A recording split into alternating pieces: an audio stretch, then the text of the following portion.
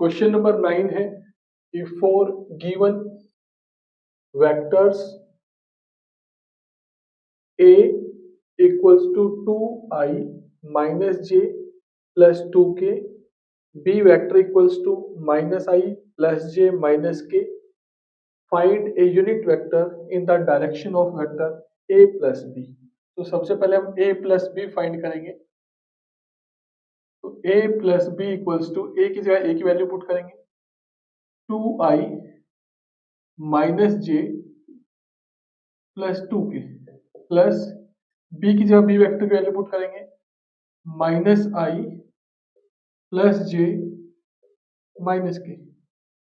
फिर a plus b vector equals to, जब add करते हैं तो आई वालों को ऐड करेंगे तो ये प्लस के 2i है, ये माइनस के i है, यहाँ क्या बचेगा प्लस i। ये माइनस के j है, ये प्लस के j है, तो क्या बचेगा 0j। और ये प्लस के 2k है और माइनस के k है, तो क्या बचेगा प्लस का k। ये a प्लस बी वेक्टर आ गया।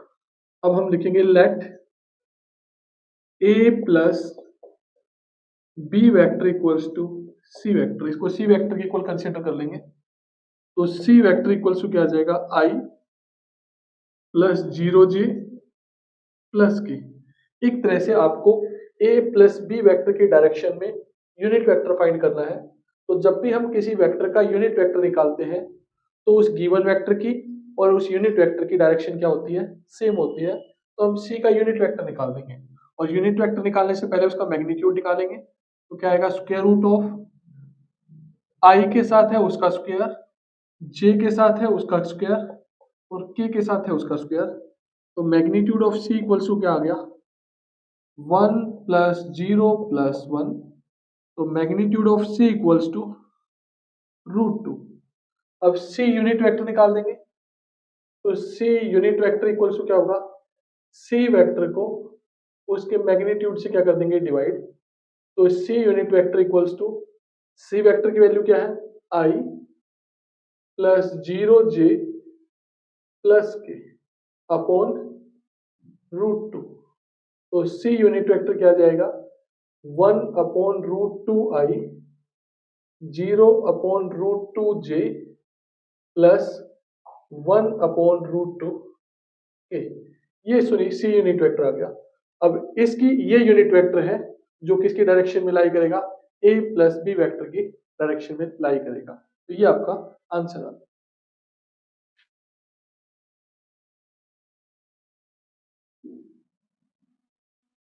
क्वेश्चन नंबर 10 है find a unit vector in the direction of vector 5 minus j plus 2k which has magnitude 8। इस वेक्टर की डायरेक्शन में आपको एक दूसरा वेक्टर निकालना है जिसका मैग्नीट्यूड क्या हो 8। तो सबसे पहले आप क्या करोगे, इस वेक्टर का यूनिट वेक्टर निकाल लोगे, क्योंकि इसका जो यूनिट वेक्टर होगा उसकी डायरेक्शन और इस वेक्टर की दोनों की डायरेक्शन क्या होगी सेम, लेकिन यूनिट वेक्टर का मैग्नीट्यूड क्या होता है 1। फिर जो यूनिट वेक्टर आएगा उसको किससे मल्टीप्लाई कर देंगे 8 से, तो उस वेक्टर का मैग्नीट्यूड क्या हो जाएगा 8 और वो किसकी डायरेक्शन में लाई करेगा, इस वेक्टर की डायरेक्शन में लाई करेगा। तो हम बोलेंगे let a equals to 5i minus j plus 2k। काफी इंपोर्टेंट क्वेश्चन है ये, 2 मार्क्स का मोस्टली एग्जाम में आ जाता है।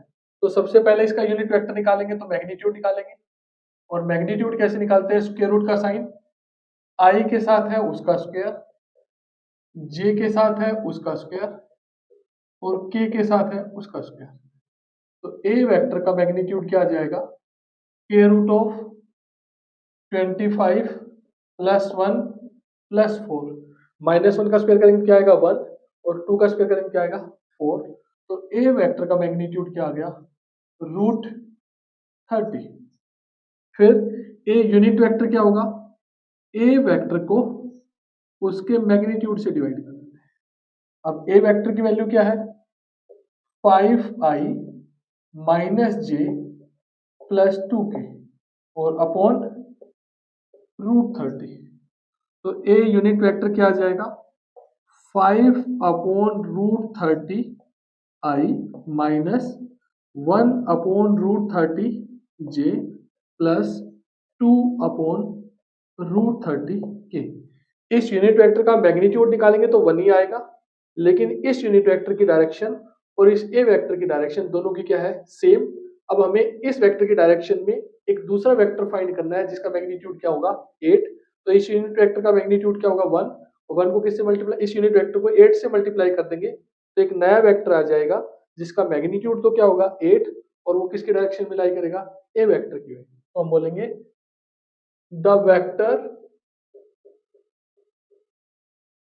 which have magnitude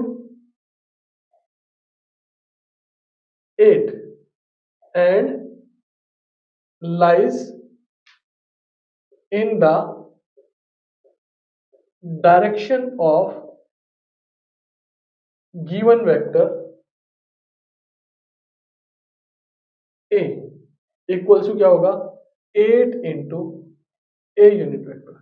जिस वेक्टर का मैग्नीट्यूड तो 8 होगा और जो ए वेक्टर की डायरेक्शन में लाई करेगा वो कौन सा नया वेक्टर क्या होगा, 8 है, क्योंकि यूनिट वेक्टर और ए वेक्टर दोनों की डायरेक्शन क्या होगी, सेम, और यूनिट वेक्टर का मैग्नीट्यूड क्या होता है, 1, तो इसको किससे मल्टीप्लाई कर देंगे, 8 से। तो क्या आएगा, 8 into 5 upon root 30i minus 1 upon root 30j plus 2 upon root 30 k.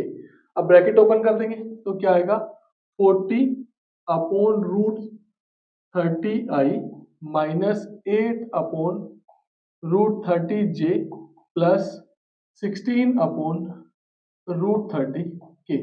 ये वो वेक्टर है जिसका मैग्नीट्यूड तो क्या होगा, 8, और जो इस वेक्टर की डायरेक्शन में लाई करेगा। तो ये आ गया आंसर।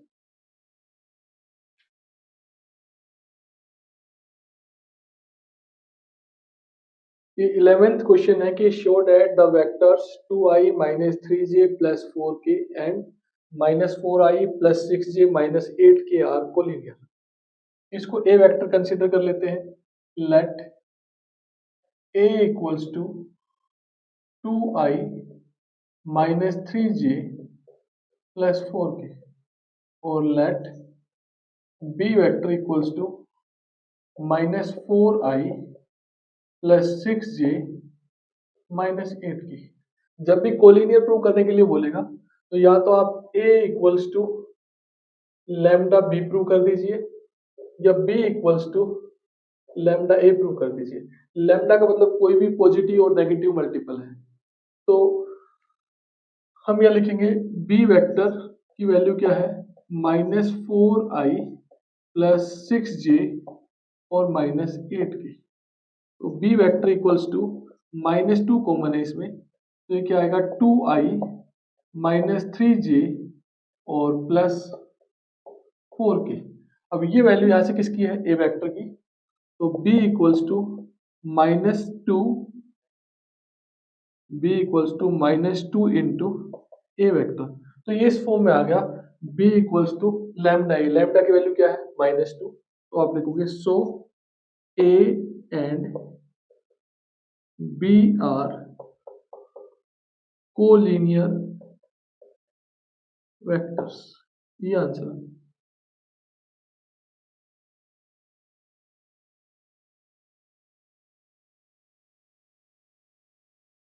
ट्वेल्थ क्वेश्चन है कि find the direction cosine of vector i plus 2j plus 3k।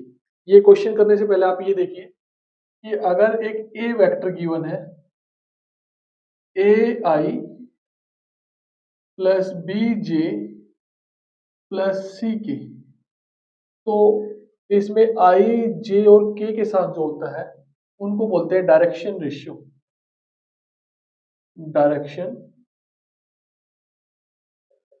Ratio, और वो क्या है, a, b और c। जबकि डायरेक्शन कोसाइन होते हैं,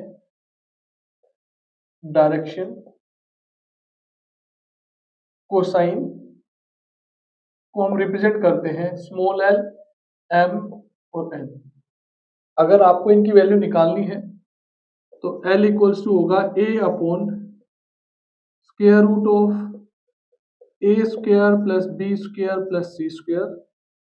m की वैल्यू होगी b upon square root of a square plus b square plus c square, और एन की वैल्यू होगी c upon square root of a square plus b square plus c square. इसके साथ ही एक और फॉर्मूला भी होता है जो आपको आगे यूज कर सकते हो, l square plus m square plus n square की वैल्यू क्या होती है, 1। अब हम ये गिवन वेक्टर लेंगे, let b vector equals to i plus 2j plus 3k। तो यहाँ से a की वैल्यू तो क्या है 1, b की वैल्यू क्या है 2 और c की वैल्यू क्या है 3। तो l का मतलब है direction cosine along x axis. तो l क्या होगा a upon square root of a square plus b square plus c square. Value put करेंगे तो 1 अपॉन स्क्वायर रूट ऑफ 1 का स्क्वायर, 2 का स्क्वायर और 3 का स्क्वायर। तो L इक्वल्स टू क्या आ जाएगा 1 अपॉन स्क्वायर रूट ऑफ 1 का स्क्वायर करेंगे क्या आएगा 1, 2 का स्क्वायर करेंगे क्या आएगा 4 और 3 का स्क्वायर करेंगे क्या आएगा 9। तो L की वैल्यू क्या आ गई 1 अपॉन रूट 40। इसी तरह से M इक्वल्स टू होता है B upon square root of a square plus b square plus c square. अब b की वैल्यू तो क्या है 2, यहाँ पुट करेंगे 1 का स्क्वायर, 2 का स्क्वायर, 3 का स्क्वायर। अब यही वाली वैल्यू है तो इसको आप लिख सकते हो 2 अपॉन रूट 14। ये m आ गया। m का मतलब होता है direction cosine along y axis, l का मतलब होता है direction cosine along x axis. अब n की वैल्यू निकालेंगे तो n इक्वल्स टू क्या होगा c upon square root of a square plus b square plus c square. n equals to c की वैल्यू क्या है 3, 3 अपॉन स्क्वायर रूट ऑफ 1 का स्क्वायर, 2 का स्क्वायर और 3 का स्क्वायर। सेम वैल्यूज है तो n की वैल्यू क्या आ जाएगी 3 अपॉन रूट 14। ये आपका direction cosine along z axis आ गया। तो इस क्वेश्चन में हमें डायरेक्शन कोसाइन ही फाइंड करने थे। Direction cosine along x axis ये आ गया, direction cosine along y axis ये आ गया और direction cosine along z axis ये आ गया। तो ये थे इस गिवन वेक्टर के डायरेक्शन कोसाइन।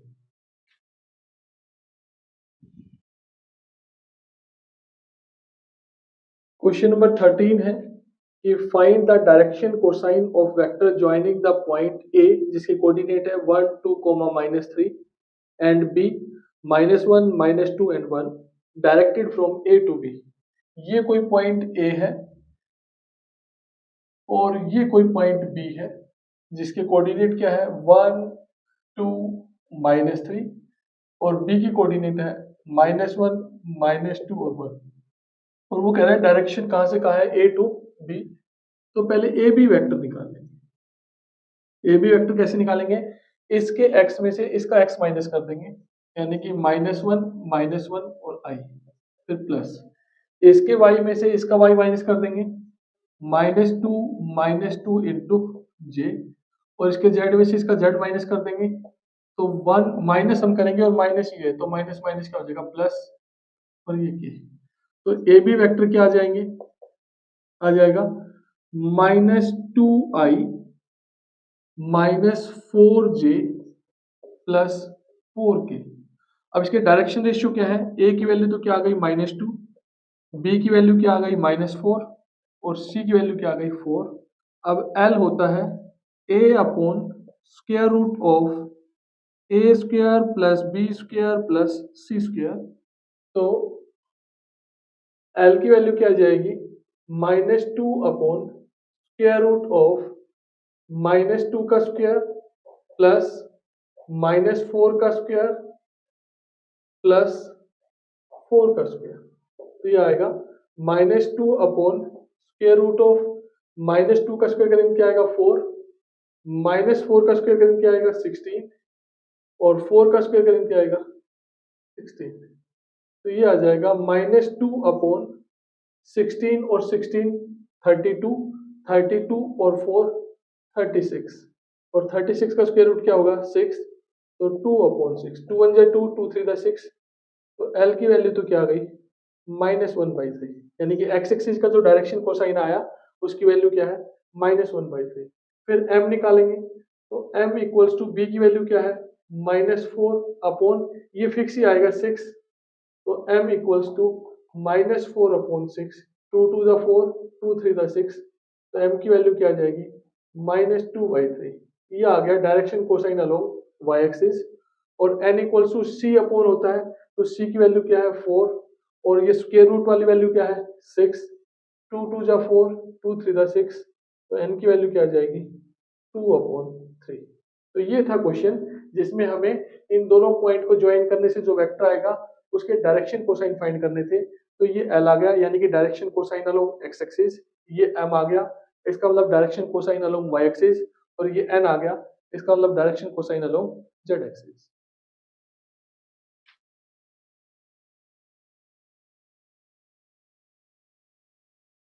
क्वेश्चन नंबर 14 है कि show that the vector I plus j plus k is equally inclined to the axis OX, OY and OZ।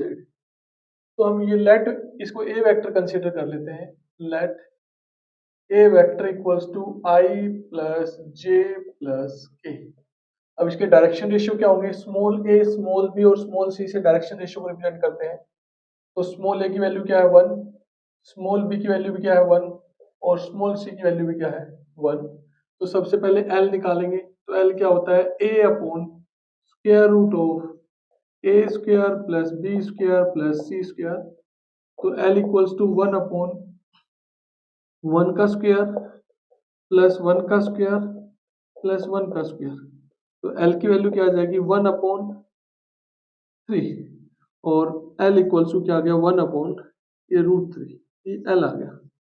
ऐसे ही m निकालेंगे तो m इक्वल्स टू होता है b upon square root of a square plus b square plus c square. तो m equals to b की value 1 है और इसकी वैल्यू हमने निकाली है कितनी है √3, ये m की वैल्यू आ गई। फिर n इक्वल्स टू होता है c upon square root of a square plus b square plus c square. तो n इक्वल्स टू c की वैल्यू क्या है 1 और इस पूरे की वैल्यू हमने निकाली कितनी है √3। तो ये आपके डायरेक्शन कोसाइन आ गए। अब कोस अल्फा इक्वल्स टू होता है l, तो cos alpha equals to l की वैल्यू क्या है 1/√3। तो अल्फा की वैल्यू क्या आ गई कोस इनवर्स 1/√3। अल्फा का मतलब होता है कि वो वेक्टर एक्स एक्सिस के साथ जो एंगल बनाएगा वो, यहां से ये अल्फा की वैल्यू है। इसी तरह से कोस बीटा इक्वल्स टू होता है m। अब cos beta equals to m की वैल्यू भी क्या है 1/√3। तो बीटा इक्वल्स टू क्या आ जाएगा कोस इनवर्स 1/√3, ये बीटा की वैल्यू आ गई। अब कोस गामा इक्वल्स टू क्या होता है n। Cos gamma equals to n की वैल्यू भी क्या है 1/√3। तो गामा इक्वल्स टू क्या आ जाएगा कोस इनवर्स 1/√3। अब आप यहां से देख पा रहे हो अल्फा बीटा और गामा की वैल्यू क्या है सेम, तो आप ऐसे लिखोगे alpha equals to beta equals to gamma equals to cos inverse 1/√3। अब ये शो करता है कि वो वेक्टर एक्स एक्सिस के साथ वाई एक्सिस के साथ और जेड एक्सिस के साथ इक्वल एंगल बना रहा है। यही हमें प्रूव करना है।